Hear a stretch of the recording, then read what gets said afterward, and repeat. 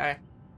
Alright guys, so welcome back. We're having a look at the shrine again, so let's have a little bit of a peek. We can currently see we have Dance With Me, we've got Mad Grit, we've also got Remember Me alongside Tenacity. Now, Dance With Me is a little bit of an interesting perk here, right? As you can see, it has a 60-second cooldown at tier 1, it has a 50-second cooldown at tier 2, and it has a 40-second cooldown at tier 3. Once you vault a window with medium or fast vault, it will leave no scratch marks for 3 seconds. It also says when you're leaving a locker, therefore if you have quick and quiet, you guessed it. If you're running quick and quiet and you quick and quiet out of the locker, you get 3 seconds of running without leaving scratch marks. On top of that, if you're jumping over a window, you can vault the window and leave no scratch marks for 3 seconds with no sound indicator. However, if you're vaulting into a locker or over a window, a survivor makes a really loud gasp of air, which a lot of killers do not realize, okay? That's one of the important factors which will really help you hunt down a survivor if you know the jungle gym you're at and you hear that gasp. This perk works really well alongside, like I said, Quick and Quiet and Life. Now, if you don't know what Life does, Life is a level 35 teachable, which is unlocked on Feng Min. Okay, it allows you to, when you medium or fast vault a window, it used to be in chase, it is no longer in chase, so when you medium or fast vault a window, it'll give you 150% movement speed for 3 seconds, much as like if you were hit by a killer, but providing you're not hit by the killer, it uses your exhaustion perk as well. I do not like Life, it is very easy to bait. It is very easy to understand when a survivor has Life, and generally, if you're running Life and you vault the window in chase, you're going to break chase. If you can't break line of sight, the killer's going to reinitiate chase, and it's just going to be a little bit of a stall for Bloodlust, and he's going to get a free pallet or a free hit. So I really don't recommend this perk in a lot of situations. However, if you want to run Dance With Me and leave no scratch marks when you vault a window fast, you can then run Quick and Quiet, you can then run Life. Now you have 3 perks that are doing what one exhaustion perk does, but if you, this is called like the Houdini build, the height disappearing from the killer. Your 4th perk can be Iron Will, can be Urban Evasion, can be fucking Spine Shield. It doesn't really matter, there are a lot of choices, could be Iron Will. I do not recommend this perk. I think it's okay, it's cute under the right circumstances. The right circumstances are, there is a good window there that's provided that's going to allow you to get away from the killer. If you do read this, it says, when performing a fast vault or leaving a locker in a sprint. Okay, so it says a fast vault, yes. Vaulting a pallet classifies as a fast vault as well. So that's a fast vault on a pallet. You can then Quick and Quiet over the pallet with that and then Dance With Me away, provided you left no blood. You could maybe mind game the killer there. It's very complicated and hard to do, and keep in mind you have 1 shot at it. You get 1 shot and then you're done. The killer will be on you and you've only got 1 perk to defend yourself, which will probably be Iron Will or maybe Prove Thyself, and then you've got nothing to help you loop the killer. If you've got Enduring, he's going to get free pallets out of you if you're injured. There's a lot of ways to look at it. Do not recommend it. For the price of those 3 perks, you could just run Dead Hard and it'll allow you to recover from a mistake, or Balanced Landing, which will allow you to utilize loops you cannot normally use in chase. So that's my verdict on Dance With Me. Moving on to the next perk, Mad Grit. Right, Mad Grit. If you hit a survivor while carrying a survivor, their wiggle action does not work for the next 2, 3, and 4 seconds. Now you might go, why does that matter, Goose, when survivors are faster than you when you're carrying a survivor? Correct. Now, here's a little fun fact you guys might not know. The nurse moves at 96% movement speed. The trapper moves at 115. The trapper carrying Jake or the nurse carrying Jake all move at the same equal movement speed.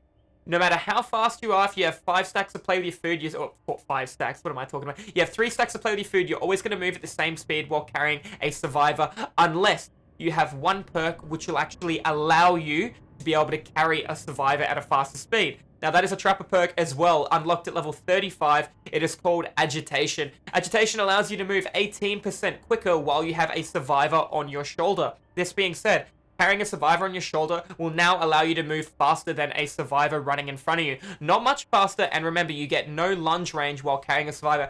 However, if you are running Agitation and you are coming for a hook and somebody's waiting to body block, you're going to get a free hit on him. Most people will just stand there, do a little spin, maybe Dead Hard past you, and you're going to be able to hit him again. And now you've got 2 downs. Keep in mind, every time you hit him, the guy wiggling on his shoulder can't wiggle for 4 seconds. I mean, he wiggles, but the bar doesn't move for 4 seconds. So other survivors don't know he has Mad Grit unless he makes a verbal call out saying, oh, he's got Mad Grit.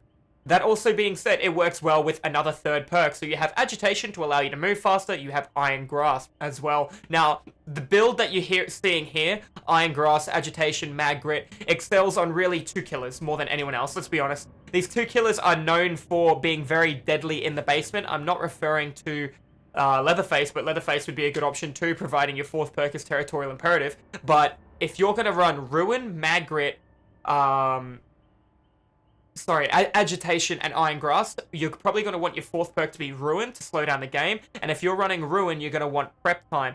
These two killers that I would recommend Mad Grit on would be the Trapper and the Hag. They both have prep potential. They both could really make the basement dangerous. However, the second you commit to prepping the basement, you're sacrificing all gen pressure everywhere. You might get 1 kill in the basement, you might get 4. It is not really my playstyle. I would rather run Agitation, Devour Hope, Pop Goes the Weasel, and Brutal Strength or Enduring on the Trapper. I would personally rather run that, yeah? Situational awareness, rotation, good trap placement, keep the pressure on, as opposed to a Trapper that falls victim to catching one and taking it into the basement. With Agitation and Iron Grass, you could take a person very, very far in the map. It is not guaranteed in the basement. However, if you get a couple of free hits on the way with Mad Grit is not very a common used perk and killers, so a lot of people might come in and body block 2 or 3 times when the exit gates are being powered and then you're hooking a guy in front of the exit gate, you know, and you can catch people out really, really easily with Mad Grit. It is a Legion perk. Another reason a lot of people don't use it because they don't level up Legion. I know a lot of people that don't actually own Legion because they're not happy in its current state, which is unfortunate. Personally, I cannot recommend this perk. It is cute under certain circumstances. If you knew you were going to Rotten Fields where the basement's in the middle of the map, you knew you were going to that Autohaven Records map where the basement's in the middle of the map, then yes, I can recommend that as a pretty lethal build. However, relating with RNG, running no add-ons, you know, hoping survivors might have multiple toolboxes, you know, there's a lot of reasons why this is not a good build. You're falling victim to running 3 perks to do 1 perk's job. That being said, if I had to choose any perk to run out of Mad Grit, Agitation, or Iron Grasp, I would always pick Agitation as it allows me to get to the hook quicker, it allows me to save time, faster hook animation, check on Barbeque Chili. If you have Barbecue and Chili, you have Discordance, get to my Pop Goes the Weasel kick quicker. It just allows more situational awareness, more rotation, and saves time, much like Enduring over Brutal Strength. You walk through every pallet, you don't respect it, you get pallet stunned, you break it, you do that slightly slower, about 0.5 seconds slower than actually just waiting the pallet and breaking it with Brutal Strength. That also being said, you're guaranteed to get the pallet, as opposed to a good survival will punish you. Easy math.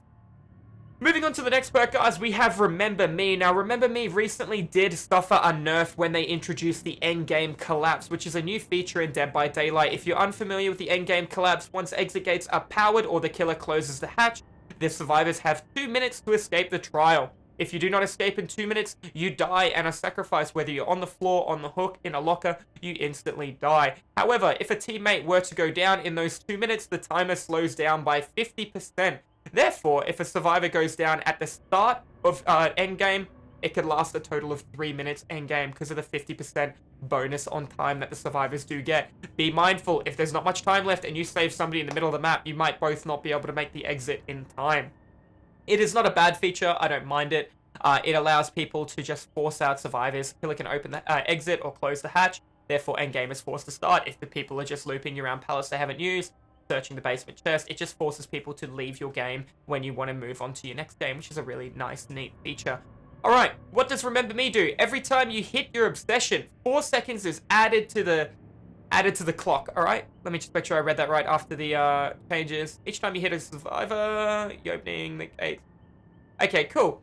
So, this is at tier 1. At tier 3, I believe it is 4 hits you can get, because it confused me a little bit, because when I was reading it, I'm like, hang on, 8 seconds? No. So it goes 4, 8, 12, 16 seconds, depending on whether you have it tier 1, tier 2, or tier 3. At 16 seconds, it's going to take the door a lot longer to open. If you close the hatch, you know, when both doors are in line of sight and you're somebody like the Hillbilly, you might be able to rotate between. If you're Freddy Krueger and you put somebody to sleep, they slow down how quickly they open the exit gate. Then you can have an add-on to slow down action speed as well. And, you know, you could just really hinder somebody's ability at being able to do something. But keep in mind, it only works when the exit gates are being powered and you have to have hit your obsession. Your obsession could be the guy with Metal Man. Your obsession could be the guy with DS. If you're running something along the lines, or if the opponents are running something along the lines of DS and you down somebody and then he DS's you, he becomes the obsession, which kind of entices tunneling, so you get another stack out of Remember Me. I do not recommend this perk either. I think Blood Warden's better. Sealing the exit gate for 1 minute when survivors have to leave within 2 minutes.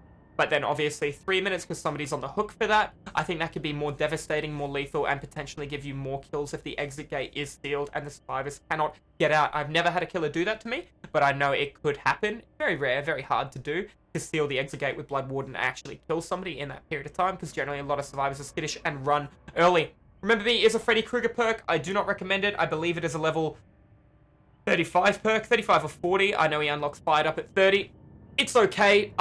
You have to hit your obsession. You have to commit to your obsession a little more than I'd like. And as Freddy Krueger, it's better to put somebody to sleep in 7 seconds, get a free pallet or an M1, and then rotate target, much like the Wraith with Sloppy Butcher, just to split out pressure in accordance with what you need to do. What map you're on isn't that big. Are they going to heal? Are they going to do gens? If you keep the pressure on them and he comes back to the gen, does he have any pallets left around? Does he have a window? Just understand the map. Know if you're committing more than 15 seconds, you're wasting your time. He's looping you pretty efficiently, unless he's giving you free stuff like pallets, or you're getting a free hit. If you do have 15 seconds, you will have Bloodlust for 5% movement speed. I recommend you either hit him, or you break the pallet, and then you rotate away. Do not commit more than that, yeah? If you do hit him, and he drops the pallet, break the pallet, and then rotate away, unless you know he's ran to a corner of the map with no pallet, no nothing there, then punish him for making a poor decision. Always understand that time and efficiency is important on a killer, especially when you don't have Ruin. You cannot rely on Ruin, because Ruin is like rolling a dice. If you're going to rely on any perk to slow down the game, Corrupt Intervention. I recommend it on Michael Myers over Ruin, therefore I can get out of tier 1